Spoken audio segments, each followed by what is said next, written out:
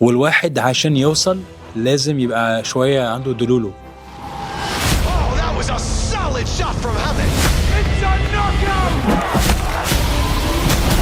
Oh my God. ان انا هقدم دور نسيم حميد.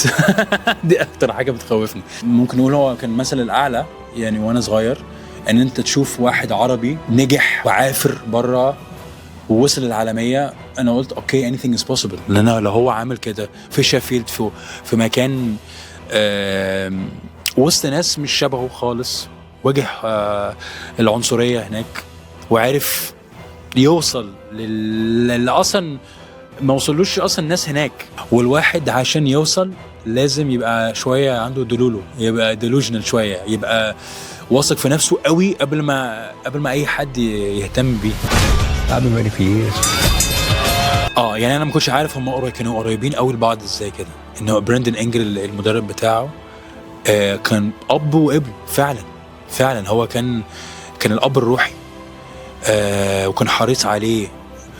وده اللي شدني في الفيلم. مش الملاكمه حلوه قوي في الفيلم، الاكشن سينز، بس انا شفت ان ده شبه ناس كتير جدا.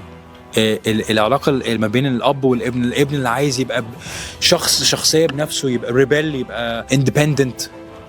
دي حاجه احنا كلنا كرجاله عايزين نحس بده، حتى واحنا عايشين جوه البيت. باباك بيقول لك انت طب لا ارجع الساعه 10 او كذا، بيبقى في كده ديسيبلين. فحسيت ان هو نسيم شبه اي ولد مصري عادي في الشارع.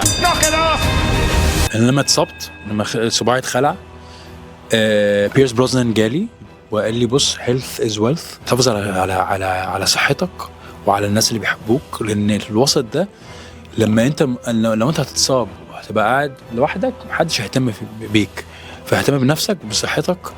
ولو هم بيستعجلوك ان انت تكمل، لا ما تعملش كده. عشان لما انا اتصبت، لما هو رجليك كسرت في جيمس بوند، قعد 5 شهور محدش بيسأل فيه.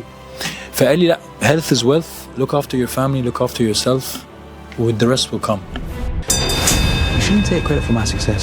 انت لازم تقول لنفسك ان انت شخص كويس وشخص عندك موهبة وكل حاجة، بس مش لازم تبقى مهتم بآراء الناس قوي بالدرجة دي. يعني نقد لو جاي من طريقة من مكان صح، انا بهتم بيه.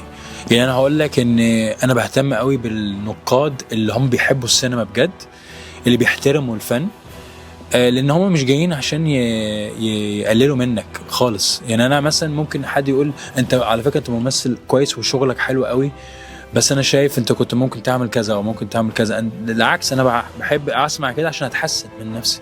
Who's more important, the trainer or the fighter?